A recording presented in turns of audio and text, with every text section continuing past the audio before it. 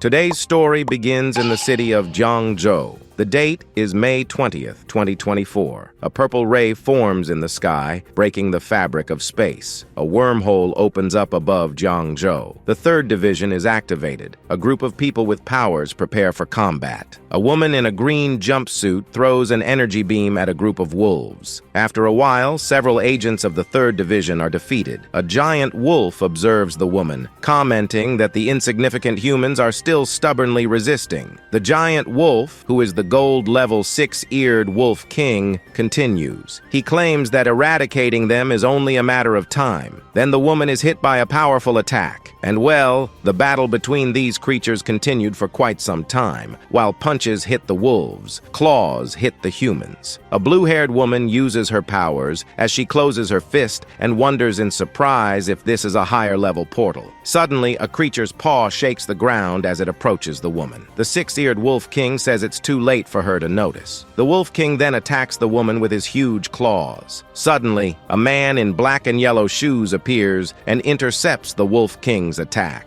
He says he'll take care of him and asks the others to go and eliminate the others. The other agents recognize the man as Lord Wenyuan. They celebrate his arrival. Then Lord Wenyuan attacks the Wolf King, causing a gigantic explosion on the spot. Later, the blue-haired woman reports that with Mr. Wenyuan's help, they have defeated the invading six-eared wolf clan. Her superior congratulates her. A man with a mustache comments on a new sea-level crack, the sixth in the last decade. He says that at this rate, Jang Joo will be impossible to defend eventually. He goes on to say that it's something they can't handle at the academy. From this year, superhumans at the Martial University will be exempt from the cultural exams. The admission score for martial artists will be halved. The blue-haired woman curtsies and says, "Understood." Now in a school, a red-haired boy asks his classmate why he isn't paying attention in class again. He then says that it would be a shame if he couldn't get into the Martial University because of his low marks in culture. His friend comments that he has no right to speak because he was spying too. The red-haired boy wonders why Su Bai deserves all this. Then, closing his eyes, his friend exclaims, "If only I could sit next to the beautiful Yanran." Well, the girl he was spying on is Lin Yanran, that beautiful red-haired beauty. Then Lin Yanran says that graduation is coming up and asks Su Bai if he's going to the academy or the Martial University. Su Bai says he doesn't know. Lin Yanran expresses surprise at his lack of ideas. Su Bai then says that his grades at the academy are average, and in these chaotic times, he sees no point in foreign languages or advanced mathematics. He says that in order to go to Martial University, his family would need to have the money to pay for the necessary supplements, and he has no special skills. Su Bai wonders where he should go. He reflects on his arrival in another world and wonders why he doesn't have any special talents or abilities, like a system. Su Bai begins to doubt whether he has really crossed over to another world. Then Lin Yanran invites him to go to the academy with her. Lin Yanran says that there is a way for Su Bai to enter directly. Su Bai is astonished and asks, "What?" But Lin Yanran reprimands him and asks him to keep his voice down. A system screen appears. Su Bai asks what it is and if it appeared out of nowhere. The screen shows information about Su Bai. Level, beginner common, age, 18, constitution, 4, agility, 5, mentality, 3, beast tamer gift. The system says that the host can hire any life form as its tamed beast, and the system will automatically detect a suitable life form. Evolution of hired talents. Current limit of hireable beasts. 1. Hired beasts can evolve infinitely, and their attributes and abilities can exceed divine level. Proportional limits on attribute and skill feedback. Beasts with higher levels will give greater feedback to the host. Global warnings. Crisis. Invasion of the myriad races. The known levels are beginner, bronze, silver, gold, platinum,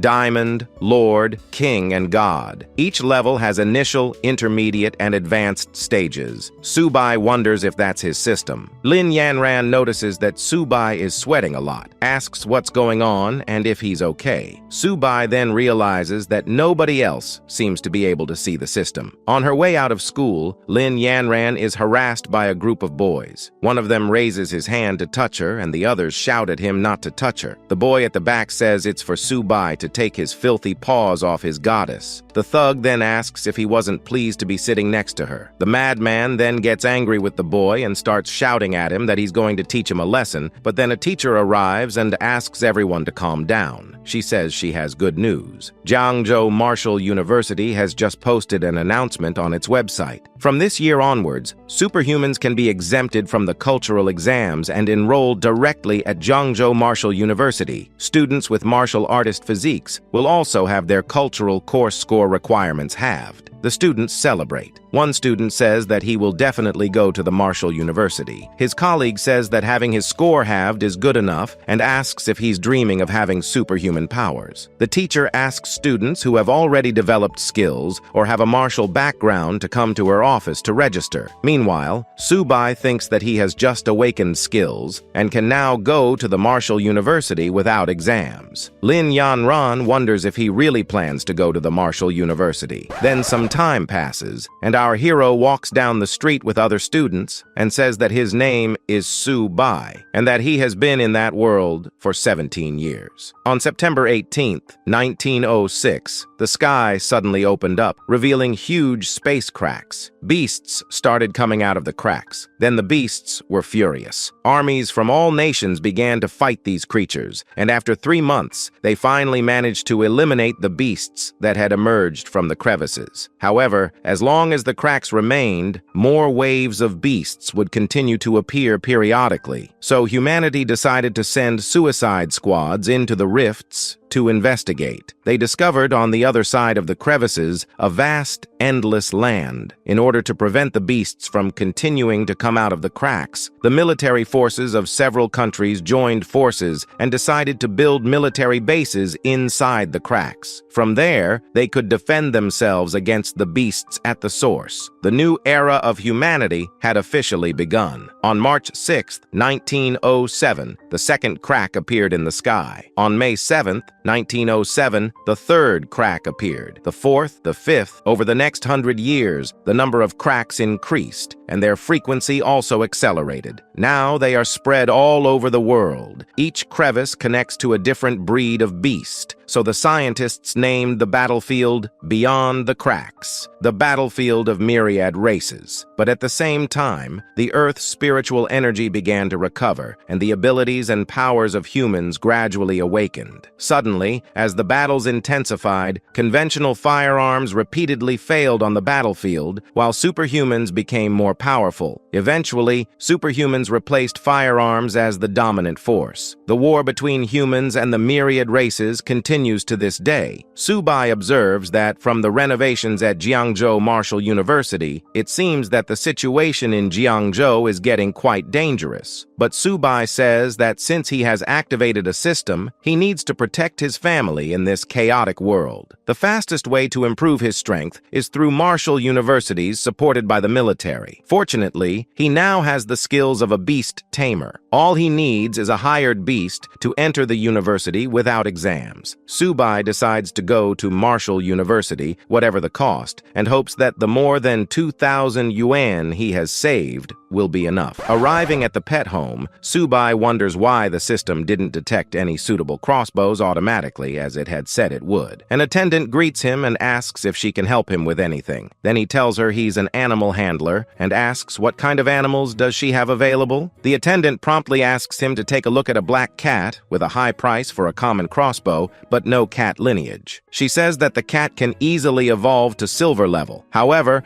our hero says it's too expensive, costing a whopping 3,600 yuan. The attendant then shows him a 4-eared dog and says it's not bad with a 6-eared wolf lineage, costing only 3,300. Su Bai looks around and sees the price of other beasts, 56,000 and 90,000 yuan. Suddenly, the attendant looks over and realizes that our hero is no longer there. She wonders where the hell he's gone. And well, off goes our hero walking with a backpack on his back, while Su Bai wonders if they're trying to rip him off by charging so much just because the beasts have some monster blood. He wonders what happened to his system, since none of them are suitable. Back at home, Su Bai announces his arrival. Suddenly, the system responds, detecting a suitable beast in the starter pack, a small turtle. The options are to tame it or give up. Su Bai wonders which little tortoise that is and whether he's referring to his father's pet tortoise. And well, our hero starts to take a look at the turtle and wonders what that gift package for beginners is, and, discouraged, wonders if his first tamed beast is really a turtle. He comments that it's too small and wonders what it can do. Su Bai thinks that he can't go to the battlefield to tame a ferocious beast now, so he'll just switch to something more impressive later. So he clicks on TAME.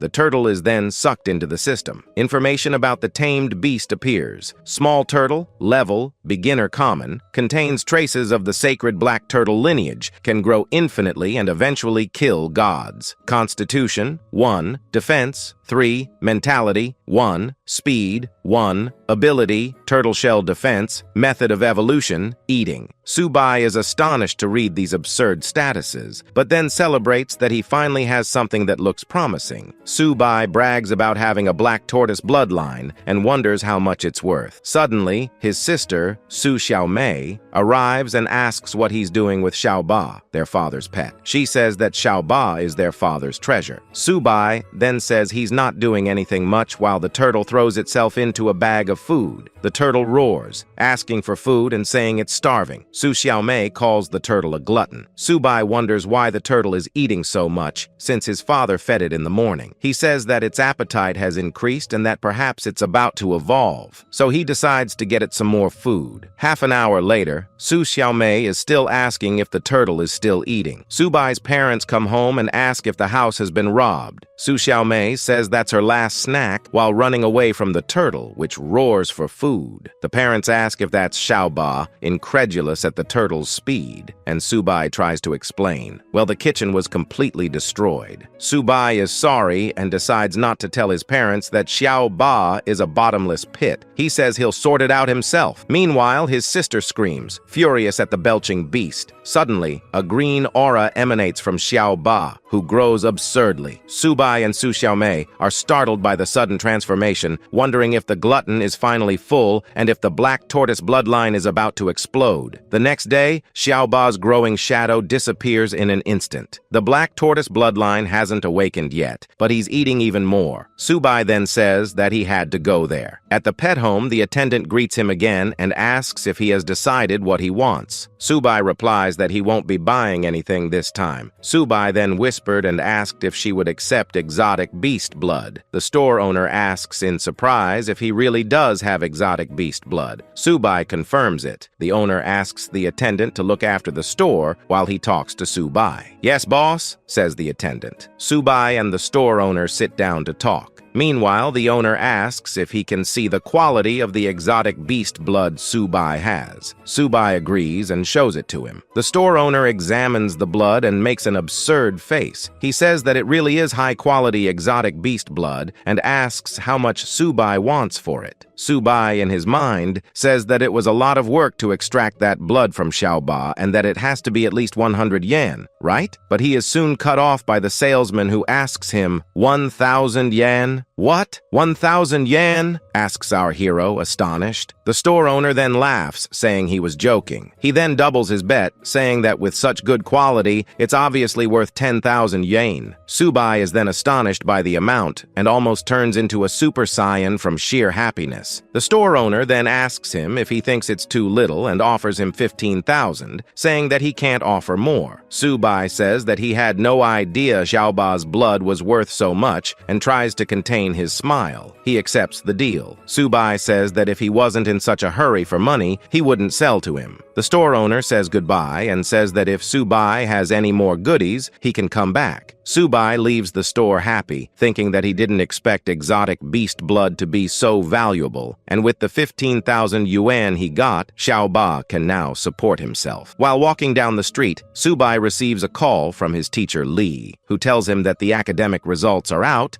and that there is also important news. She asks him to go to school that afternoon to complete his application and not to be late. Su Bai asks what the important news is. But at the same moment, the call drops due to lack of signal. The system issues a warning. Warning! Warning! 3 humans harbor increasing malice towards the host. They are 10 meters away from the host. Please be cautious. Levels: Fang, Level 1, Primary Warrior; Cao Fong, Level 2, Ordinary Human; Ma Fong, Level 3, Ordinary Human. Suddenly, a man with a baseball bat full of thorns appears and says that, given the pet homeowner's attitude, Su Bai must have something valuable on him. He tells Su Bai to hand over everything. Su Bai tries to argue that he went to the pet store to sell things, not to buy, and regrets his bad luck. He figures that if only one of them were a primary warrior, he wouldn't be afraid. The man with the bat laughs at Su Bai's cowardly face and tells him to hand over the money. And well, while Xiao Ba cowered in fear in Su Bai's arms, our hero exclaims, "Okay, I'll deliver it right away!" Suddenly, Su Bai shouts for the man to pick up his backpack and then throws the turtle towards him. Then the little turtle Xiao Ba comes out of the backpack spinning at high speed and, with great impact, hits the thief's baseball bat. Furious, the man opens his eyes wide and prepares to strike back. But there's no time. Seconds later, the man screams in pain as he writhes. Su Bai hits a shot right at the crazy man's balls. The other 2 men are startled to see their boss lying on the ground. "Boss!" shouts one of them. The 2 men then set out to attack Su Bai. One of them says he's looking for death for daring to touch his boss. Meanwhile, Su Bai asks the tortoise Xiao Ba if he's okay after hitting the bat, and well, the tortoise doesn't speak, so he just growls. Seeing that he's fine, Su Bai says that the turtle's shell defense is really no joke. Su Bai then grabs Xiao Ba by the hand and shouts, while the 2 henchmen jump on him shouting, "I've got you!" Our hero then slides on the ground in the opposite direction and quickly hits one of the men in the face with the shell of his turtle. Using Xiao Ba as an English punch, Su Bai hits the other man, exploding his head on the ground. The boss gets up furious and says he's going to kill Su Bai. Our hero grabs Xiao Ba and orders the madman to back off. At the same moment, our hero throws the turtle right into his face. Well, the little thief has already fallen completely unconscious on the floor. Su Bai asks the men if they were the ones who provoked him, and they say that they were the ones who caused it. So Xiao Ba begins to search for the thief, but without understanding anything, our hero wonders what the hell the turtle is doing. Suddenly, Su Bai realizes that Xiao Ba is eating something and asks him what he's found that's good. Xiao Ba soon realizes that the business that was in his hands is gone. Su Bai then picks up a small red potion and wonders if it's a qi and blood potion. He was amazed at the value of the potion, which was worth tens of thousands of yuan. But he soon shouts at the beast, which has begun to glow an intense emerald green, asking Xiao Ba if he has eaten it all in one go and if he can digest it.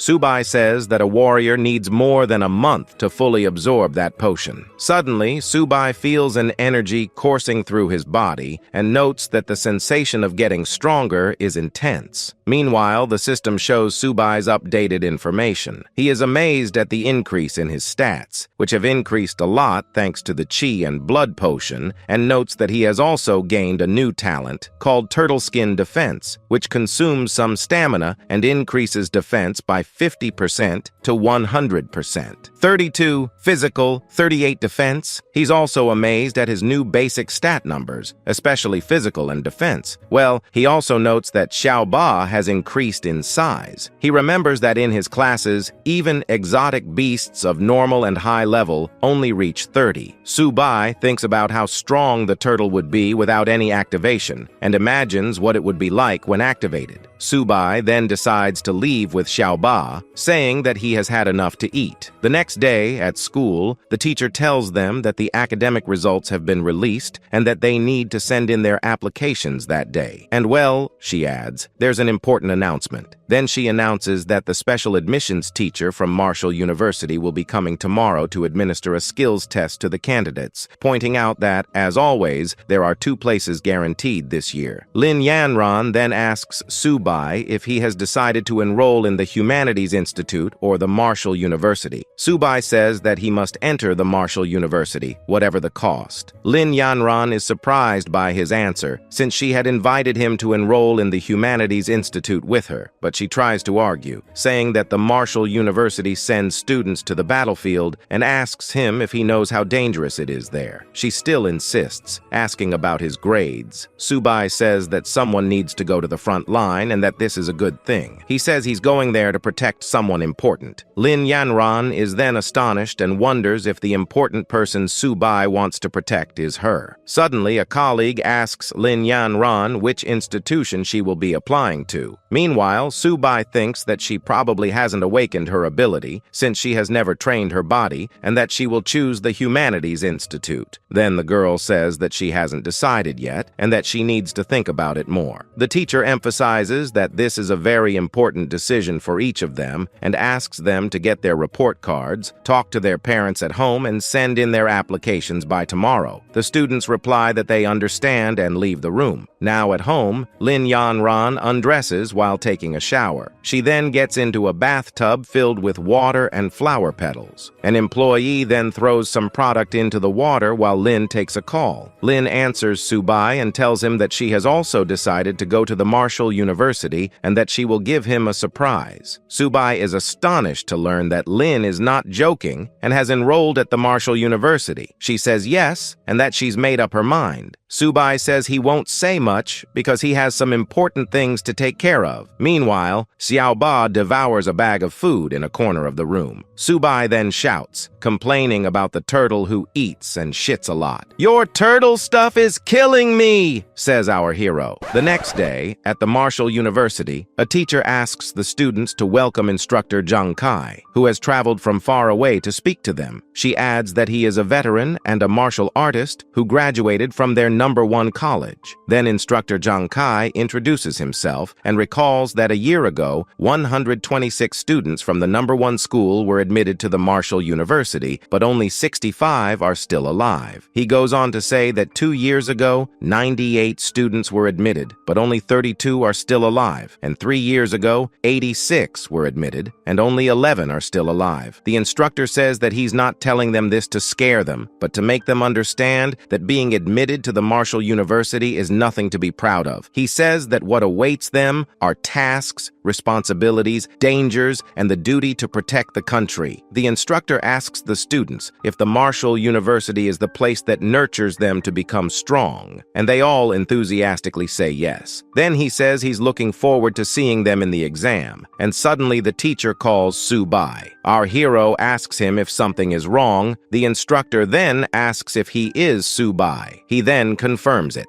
Instructor Jang Kai tells him that he has been selected for direct admission to the Martial University and asks him to go there immediately to prepare for the entrance test. Su Bai is stunned by the news, not understanding how he was selected. The other students are shocked to realize that Su Bai has been selected and think that his connections must be very strong. A girl with short hair says she's dying of envy. Later, inside the bus, an instructor tells the students that they have arrived at the Martial University and asks them to leave one by one. Su Bai is delighted to see the Martial University. As she walks through the university, the instructor asks the students to follow her. Su Bai is impressed by the size of the Martial University's stone monument. The instructor explains that this is the motto of the Martial University and adds that it is very powerful. The instructor then tells them that she will take them to get their training uniforms and then take them to the dormitory. When they arrive at the boys' dormitory, she tells them that after going to their dormitories and resting, they can put on their new uniforms. She says goodbye, saying that someone will announce the time of the entrance exam later. Su Bai thanks her.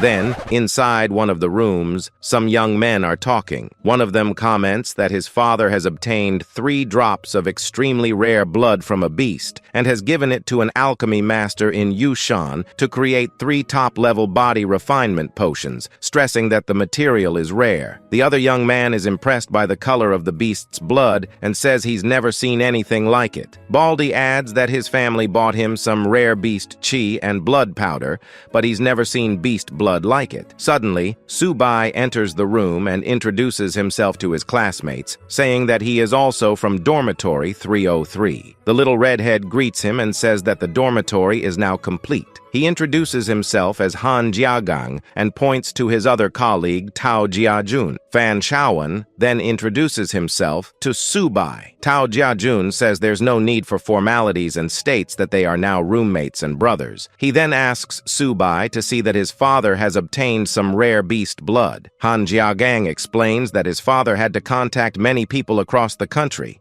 but finally succeeded in Yushan, adding that unfortunately he only got 3 drops. Yushan?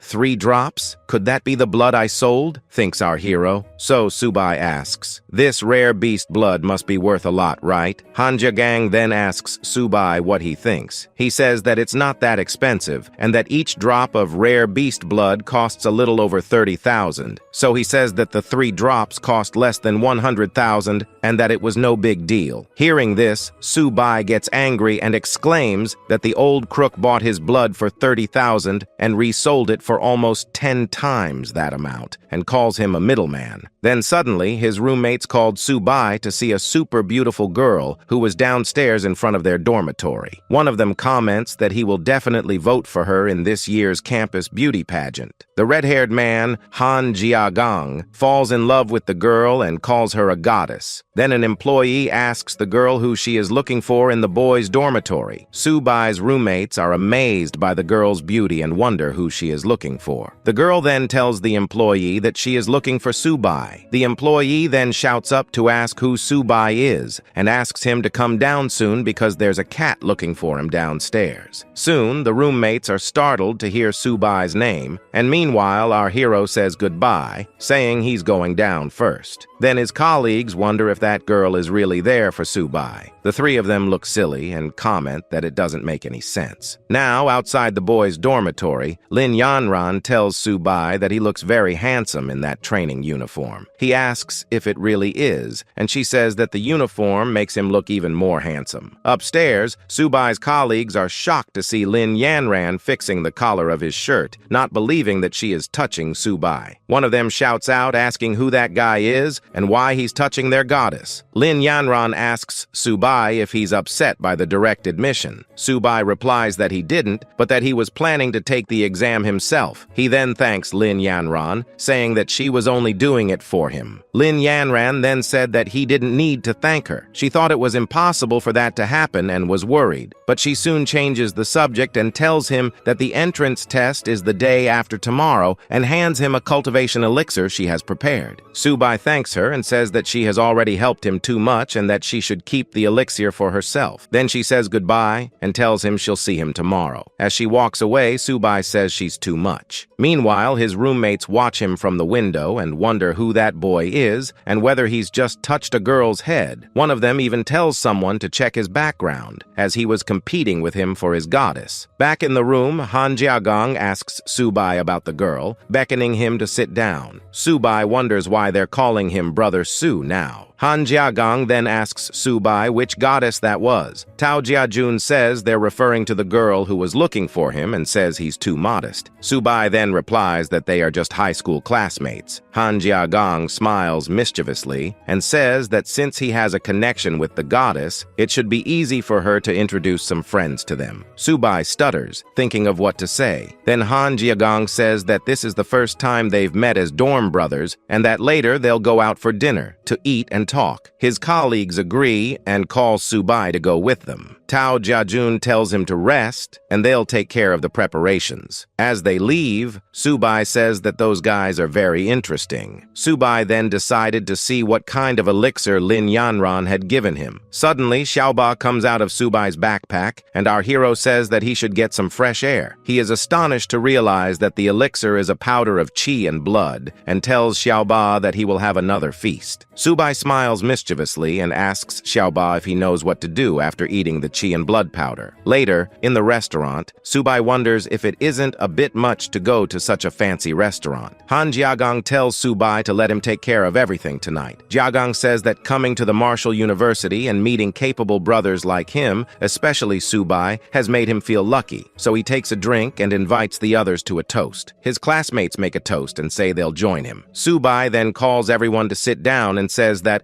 as they are now dorm brothers, there's no need for formalities. After they sit down, Jiagong asks him what he thinks of having asked Lin to introduce some friends to them. But as soon as our hero says that he needs their help with something, the little redhead promptly tells him to send the message. Su Bai then says that it's no big deal, that he just has some rare beast blood and needs help selling it. Jiagong is surprised by the quality of the blood and says it's even better than what he had before. He adds that he has never seen beast blood of such a high class and says that the blood is so rare that he can't set a precise price. He then asks him to call his father now so that he can come and assess him. Su Bai says there's no hurry, that he can call and they can eat first. On the phone, Jiagong's father asks if he's spent all his allowance again and says that he sent him to Martial University to become a strong martial artist and not to party every day. But Jiagong tells him to listen to him and that he's not asking for money, but has a serious matter to deal with. He says he's a classmate who has 7 drops of rare beast blood to sell. He adds that the quality is even better than the 3 drops he had bought before and that he can't estimate the price. Jiagong swears it's true and asks him to see for himself if he doesn't believe it. His father is astonished by the news and asks for the address, which will take Master Cao there immediately. An hour later, Master Cao evaluates Su Bai's blood and says it's top quality. He claims that the energy contained in it is the most refined he has ever seen in normal rare beast blood, and that with those 7 drops, he could create at least 1 top-level body refinement pill. Jiagong's father then asks if his estimate isn't too high. The master claims that there is no error and that, even tested with first-rate instruments, the value of that essence would probably be even greater than his estimate. Jiagong then tells Su Bai that he didn't expect his beast's blood to be so incredible. Then the master gets excited and asks how much Su Bai wants to sell the blood for. Su Bai then replies that a friend told him that the blood of rare beasts cannot be sold for money and can only be exchanged for qi and blood powder of equivalent value. Jiagong's father says he understands and adds that since he and Xiaogong are classmates, as a senior he won't deceive him. Jiagong's father says that he will keep the 7 drops and that, in return, he will send 14 bottles of qi and blood powder. Upon hearing this, Su Bai thanks him. Jiagong's father then asks Su Bai if he would be willing to join the Han family, promising that, in the future, they will provide him with all the resources he needs for cultivation, and that, in addition, but Su Bai quickly interrupts him and thanks him for the offer, but says that he's not interested in joining any family at the moment. Jiagong's father asks Su Bai to reconsider the proposal, saying that the Han family. Suddenly, Lin Yanran interrupts them, saying that Su Bai doesn't want to join the Han family. She then enters the restaurant and says that if he doesn't want to, no one can force him to join any family. Lin Yanran asks if he didn't hear correctly. Our hero then asks what she is doing there, and Jiagong is astonished to realize that the goddess has appeared. Lin Yanran then replies that she was just doing a task and found him by chance. Jiagong's father, furious, asks where that girl came from. Master Cao, frightened, whispers to Jiagong's father that that girl is, well, we won't know because the scene cut off in the middle, sorry. One day we'll find out. What? She is, in fact, exclaims Jiagong's father. He then stops and says that it was just a misunderstanding and that he and Lord Han's son are classmates and good brothers. Lin then asks Su Bai if he's going back to school and invites him to go together. Su Bai says yes, and that he's just finished sorting out his business. Then, while being pulled by his almost girlfriend, he says goodbye to Mr. Han and says he'll see Jiagong in the dormitory. Han wants you to be careful. Jiagong then tries to run after the two of them and shouts to the goddess to wait for him, that he too will return to the university. But he is quickly stopped by his father, who tells him to go back there, ordering him to get along with Su Bai, as the future of the Han family may depend on him. The little redhead, confused, asks what he's saying. Jiagong's father then tells him to keep a safe and polite distance from that girl called Lin Yanran. Jiagong then wonders, impressed, if Brother Su and the goddess Yanran are that incredible because he hadn't realized it. 2 days later, at the training ground on the campus of the Martial University, an instructor says that in the next few days, everyone will take part in special training for freshmen. He says that the training ground for this session will be the battlefield of the myriad races. Meanwhile, the freshmen wonder if it's true that they're going to the myriad races battlefield for training, and wonder if it's too dangerous. The instructor then says that yes, failing special training isn't a problem, but losing their lives is, and so to reassure everyone, the area for that training has already been cleared by them to ensure safety and that they will be responsible for them. He goes on to say that every 50 people will then form a class, and each class will have a bronze-level teacher as the main instructor, who will pass on the training tasks. The instructor ends by wishing all the freshmen a triumphant return. Then, suddenly, Lin Yanran arrives all excited and shouts to Su Bai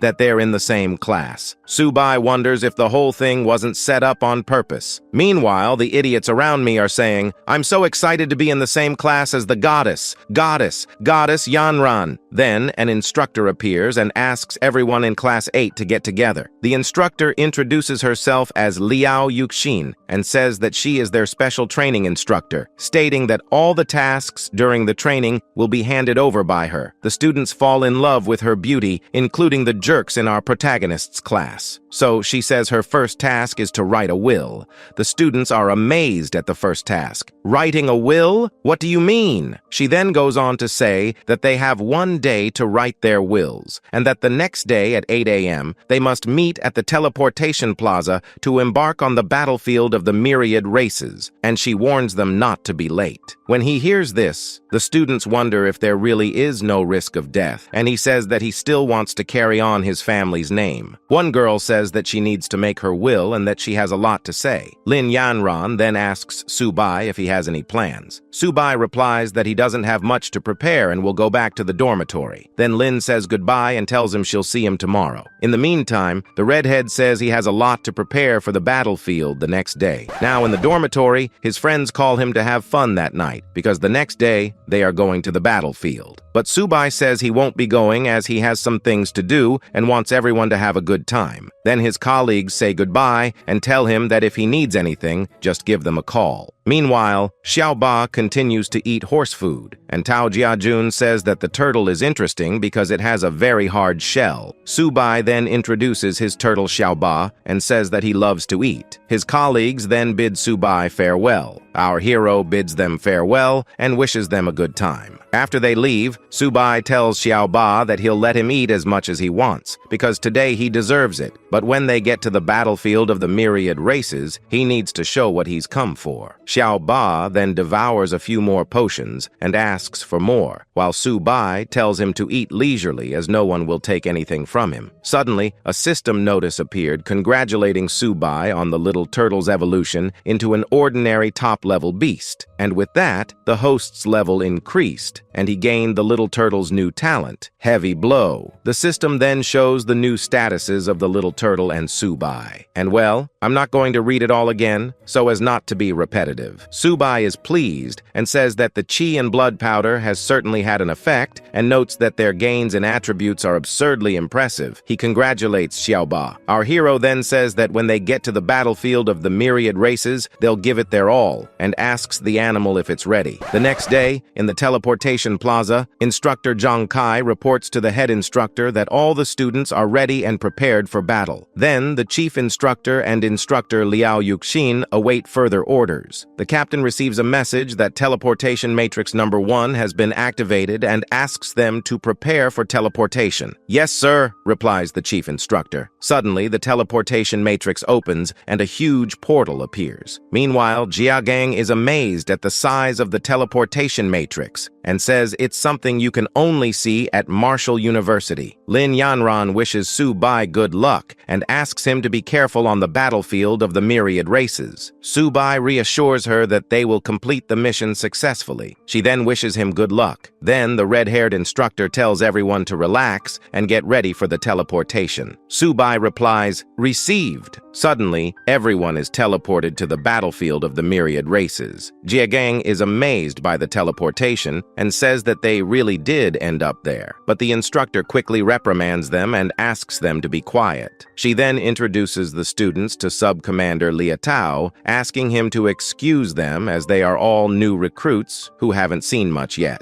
The madman then introduces himself and says that he is the deputy commander of the F-269 military base and that you can call him deputy commander or simply sir. He goes on to say that he doesn't care whether they are students or instructors and that they follow his orders. He asks them if they have understood. All the students say yes. Then the sub-commander says they're lucky because his team has just finished a battle. Jagang, not understanding anything, wonders who that guy is and what's so special about him, being just a sub-commander. Su Bai then notes that from the scar on his face, he seems to be an experienced officer. Then the sub-commander says that their first task is to clear the battlefield and that, while they're clearing it, they'll also be clearing some of the remaining shadow cats. He adds that this is perfect for new recruits like them who are stepping onto the battlefield for the first time, and that eliminating the shadow cats will earn them merit points, which can be exchanged for chi and blood powder and various levels of body refinement elixirs in the logistics department to help them improve their strength. Hearing this, Su Bai's roommates get excited and Jiagang exclaims, "Wow! So merit points can be exchanged for potions? No wonder so many people risk their lives to come to the battlefield of myriad races." The sub-commander smiles and says that the young men seem eager for action, then orders them to move immediately and follow him. The students reply loudly, "Yes, sir," and cheer up,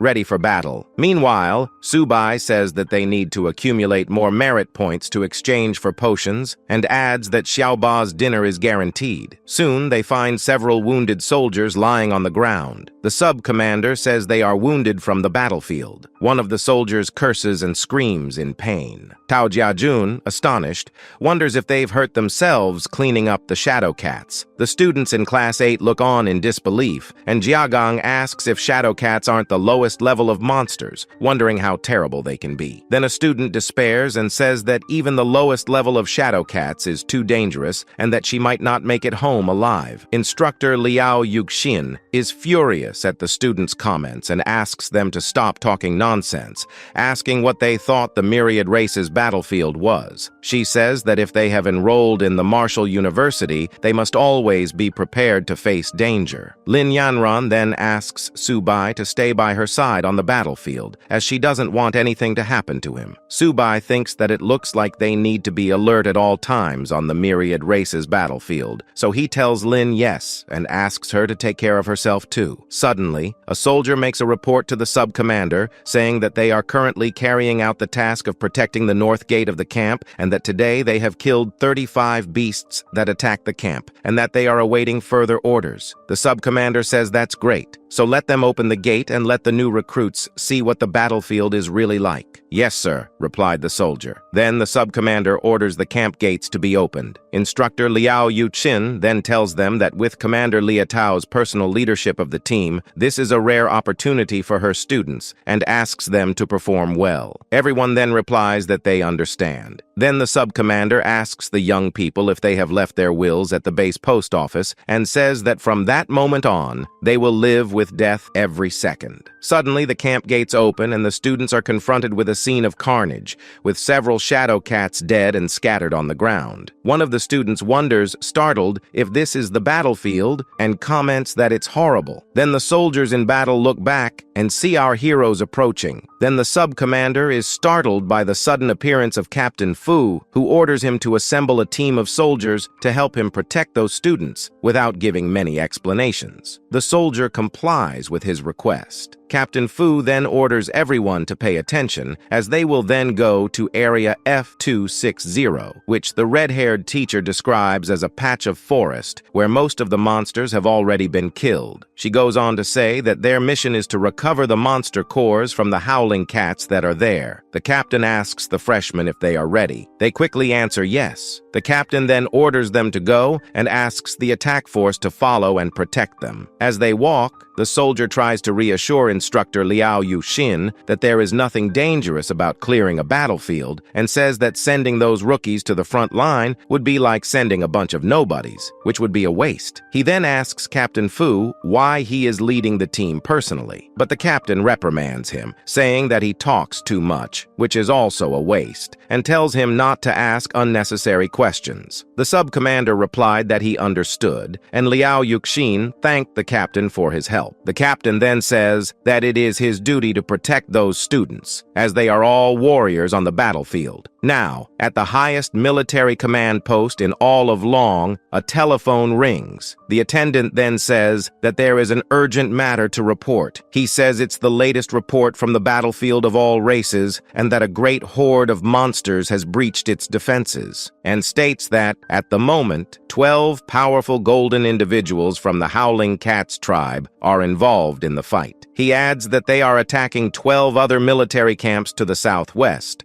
from D-128 to D-140. The superior then asks them to ascertain the direction in which the monsters are moving and warn the other camps to prepare for an attack. He also says that Wu Da's new students are entering the battlefield to practice their skills, and that they are Long's future and must be protected at all costs. The attendant then replies, "Yes, sir." Now, in Area F269, the instructor warns the freshmen to clear the battlefield quickly, because time is of the essence, and every minute they stay there, they will be in danger. Lin Yanran then shows a dead howling cat and tells Su Bai that the skins, blood, claws, and teeth of those beasts can be used for potions and medicines. Su Bai is amazed at the amount of rare materials everywhere and comments that it's no wonder so many people take their chances in this dangerous place. He then says that he will collect some more nuclei and exchange them for blood spirit essence, and says that Xiao Ba will rise to the next level. Meanwhile, the system issues a warning of extreme danger, stating that 164 howling cats are fast approaching. Su Bai is astonished by the system's warning, remembering that the last time the system warned him, it was only of a beginner martial artist, and claims that now it was a 5-star life-threatening problem. Lin Yanran, worried, asks Su Bai what's going on and wonders where he's going. He then runs and calls the instructor, saying that there is a problem and that he feels a large horde of monsters coming towards them from the southwest. She is astonished and tries to find out more by standing in a tree. Liao Yuxin then quickly climbs down from the tree and scolds Su Bai, saying that this is a battlefield and not a playground, and asks him if he knows what would happen if he caused mass panic. Su Bai says he's not joking and that there really is a horde of monsters. But Captain Fu refutes Su Bai's statement and says that it's fine that he can sense the monsters, but that there aren't any within a 2-kilometer radius. Su Bai then says that he is not joking and that there are more than 100 howling cats 3 kilometers away from them and that they are coming towards them. Captain Fu, completely overcome with pride, gets angry and asks if her senses are sharper than his. Instructor Liao Yuxin tries to defuse the situation and says that Su Bai may be overreacting, since it's his first time on a battlefield, and tells the captain not to waste his time on it. But soon Lin Yanran arrives and says that no one should make a judgment before the truth is verified, and says that he trusts Su Bai. Su Bai then tries to justify his claim and says that he can tame monsters and therefore has an extraordinary sensitivity to danger. The instructor is surprised and asks how he has this ability and why the school didn't write it down. Su Bai then explained that he was already guaranteed a place at Wu Da, so they didn't register that he had special abilities. The soldiers look at each other curiously and wonder if Su Bai really does have special abilities and if he really does have the ability to tame monsters, and wonder why he hasn't tamed any of them if he does have this ability. Suddenly, a student saw some howling cats approaching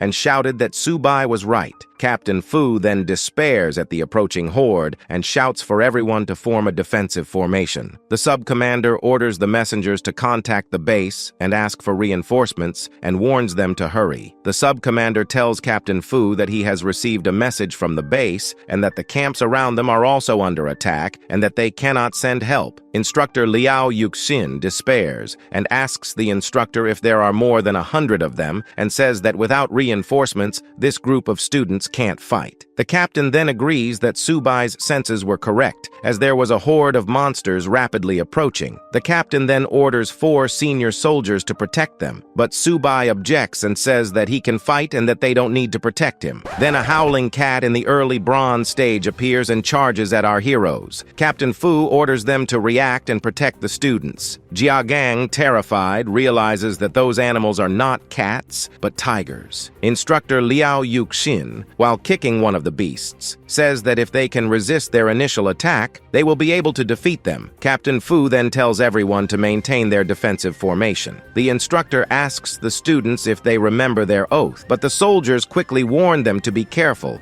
because some cats were coming towards them. The students then shout, "For the honor burning in your breasts and that your country will never fall." Then the fight begins. But the students don't even have time to attack, because soon two of the army's most powerful warriors hit the wolves from above. Then Zhang Mani appears in the early bronze stage, and Luo Yongqiang in the early bronze stage. At the same moment, Zhang Mani says that they just need to keep the animals contained, because the snipers will shoot them. She says it's just a bunch of cats and that there's nothing to be afraid of and that she'll deal with them. Instructor Liao is impressed by both Zhang Mani, the divine archer, and Luo Yongqiang, a super powerful young man. Meanwhile, Su Bai admires Mani's strength and beauty. Su Bai's colleagues look at them and are amazed by the appearance of their goddess Mani, who they consider to be very powerful. Tao Jiajun even comments that she seems to be more powerful than him. They then wonder if those students aren't too powerful, seeming to be many levels above them. Suddenly, Luo Yongqiang asks everyone to cover their ears. Then the king of the howling cats appears on the silver stage. The captain notices that the boss has arrived and is astonished to ask if he is in the golden stage. Why would a silver stage cat king appear here? Contact the base immediately and request reinforcements, orders the captain. In the meantime, Luo Yongqiang goes after the king of the howling cats. Mani warns that he will help and that he will restrict his vision, but instructor Liao Yuxin asks them to stay away because it's a silver stage monster and not a toy. But it's too late. Mani is hit by a blast of energy fired by the king of the howling cats. Luo Yongqiang is also easily defeated.